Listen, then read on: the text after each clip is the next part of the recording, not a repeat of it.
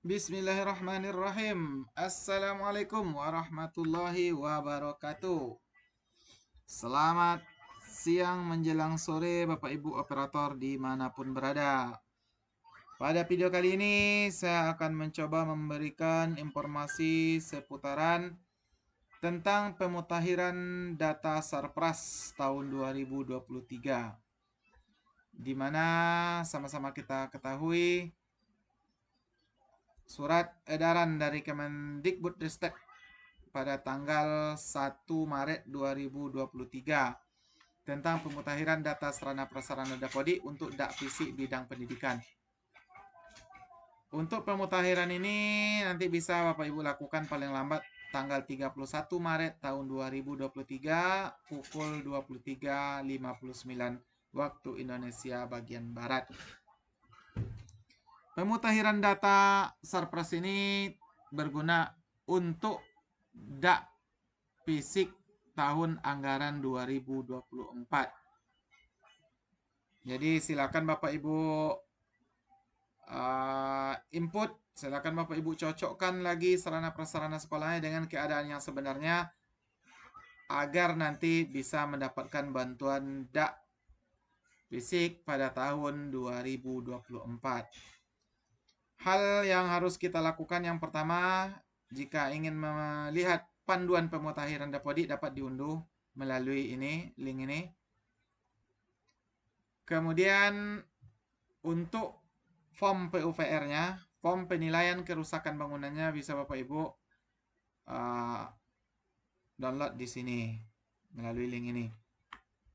Selanjutnya untuk pemutahirannya nanti bisa Bapak Ibu lakukan di SP Datadi. Namun SP Datadi ini sampai hari ini semenjak surat ini keluar sampai hari ini itu masih belum bisa diapa-apakan. Makanya belum bisa kita praktekkan sampai ke unggah dokumen di sini sekaligus pemutahirannya di SP Datadi. Namun sebelum kita lanjut ke SP Datadi, kita juga harus mengupdate sarana prasarana yang ada di aplikasi Dapodi kita.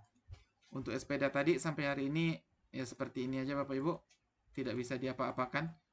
Cuma bisa masuk tapi tidak bisa diotak-atik. Ini Bapak Ibu. Jadi mohon maaf untuk cara upload, cara mengisi kerusakan yang di SP Datadi belum bisa kita praktekkan. Tapi Bapak Ibu pasti sudah bisa semuanya karena sudah pengalaman juga di dak fisik tahun 2022 kemarin. Cara mengisinya tinggal input aja di sini berapa kerusakannya, kemudian upload berkas form PUPR ini setelah ditandatangan, setelah dinilai oleh survei dan kepala dinas, tanda tangan kepala dinas, survei dan yang ini petugas survei 1, petugas survei 2, petugas survei 3 atau siapapun lah yang ditugaskan oleh dinasnya untuk mentandatangani. Untuk pengisiannya Bapak Ibu cocokkan dengan isian yang ada di Dapodi nantinya. Total kerusakan ini Bapak Ibu samakan dengan kerusakan yang ada di aplikasi Dapodinya. Samakan juga dengan yang Bapak Ibu input di SP Datadi nanti. Oke Bapak Ibu, sebelum kita mengunggah atau mengupload form penilaian dari PUPR ini, terlebih dulu Bapak Ibu harus mengupdate sarana prasarana yang ada di aplikasi Dapodinya agar nanti update Bapak Ibu ini terekam semuanya di SP Datadi. Yang pertama kali yang harus Bapak Ibu lakukan adalah cocokkan bangunan yang ada di sekolah Bapak Ibu sesuai dengan keadaan yang sebenarnya. Contoh, jika ruang bangunan di sekolah Bapak Ibu ada 4, jadi dibagi menjadi 4 Bapak Ibu. Jangan sampai dijadikan 1. Contoh, ada ruang belajar, kemudian ada ruang kepala sekolah dengan bangunan yang terpisah. Jadi dipisahkan juga di aplikasi Dapodinya. Jangan disatukan. Karena kalau Bapak Ibu satukan hanya satu di sini, ruang belajar, ruang kepala sekolah.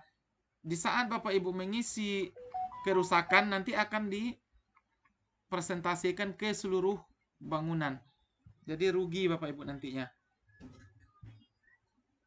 Padahal umpamanya ruang belajar ini rusaknya rusak berat, tapi karena dia digabung di aplikasi ini dengan ruang kepala sekolah, akhirnya rusaknya menjadi rusak ringan. Yang berakibat nanti tidak jadi mendapatkan bantuan dak fisik pada tahun 2024. Jadi untuk ruang ini silakan dicocokkan dengan keadaan yang sebenarnya. Dipisah-pisah kalau bangunannya terpisah. Kalau bangunannya menyatu jangan pula dipisah. Nah, itu ya Bapak Ibu.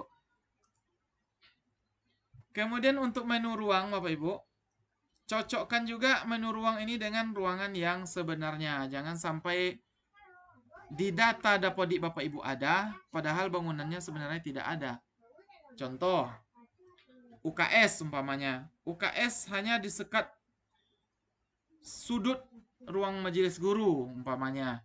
1x2 disekatlah di sudut ruang majelis guru dijadikan UKS. Jangan Bapak Ibu input sebagai UKS. Itu berarti belum dinamakan dengan UKS. Masih tetap ruang majelis guru. Nanti Bapak Ibu rugi. Kalau diinput menjadi UKS berarti Bapak Ibu sudah punya UKS. Tidak bisa lagi nanti tipis harapannya akan mendapatkan bantuan ruang UKS. Nah, itu aja Bapak Ibu. Jadi kalau ada yang terlanjur menginput, karena kan UKS pasti diadakan di sekolah itu walaupun dengan disekat-sekat dari triplek atau disekat dengan lemari. Berarti itu belum dinamakan dengan sebagai sebuah ruang. Yang dinamakan ruang adalah jika itu sudah permanen.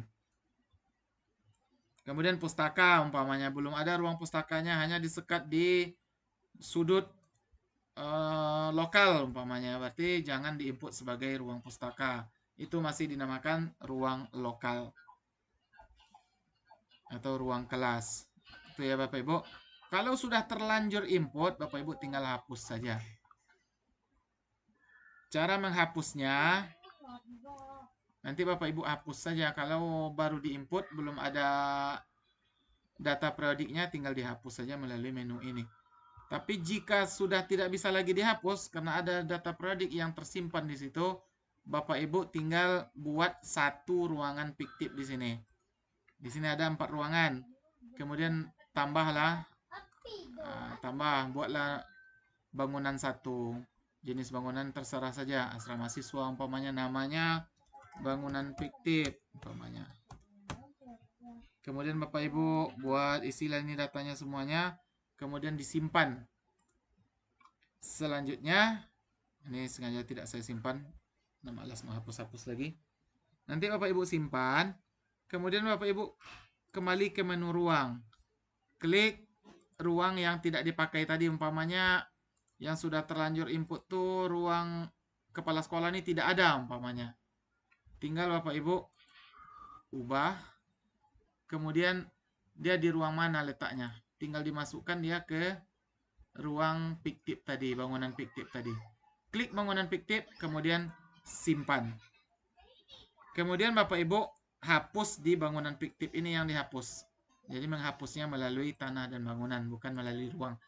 Jika di sini sudah tidak bisa lagi dihapus. Karena kalau sudah ada data periodiknya biasanya terkunci, tidak bisa lagi dihapus.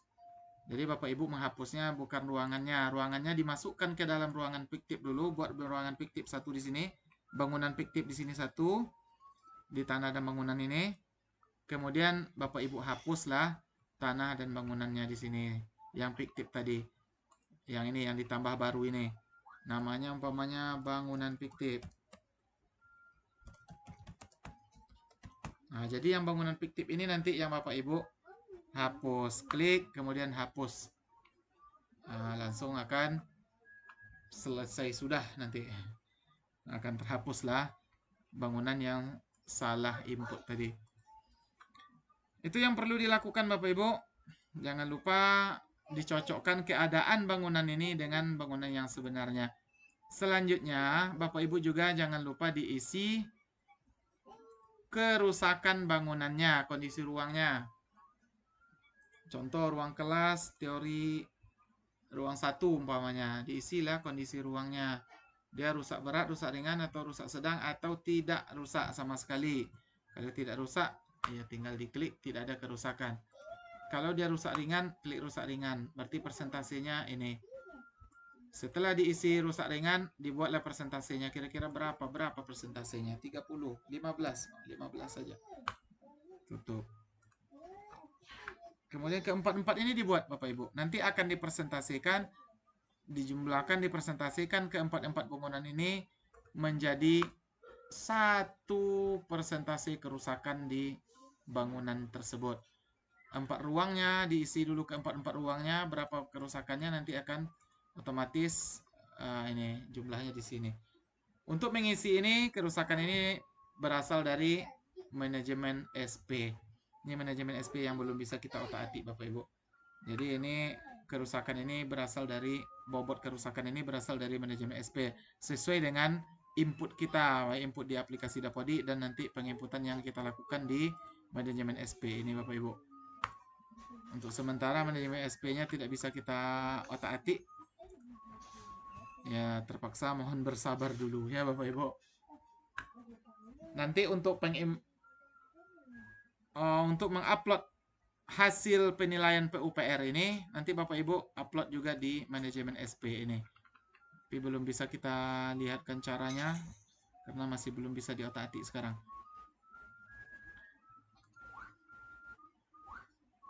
Kemudian ini yang harus dicocokkan Bapak Ibu. Nilai kerusakan ini dicocokkan dengan yang kita input di aplikasi Dapodi dan juga yang akan kita input nanti di manajemen SP.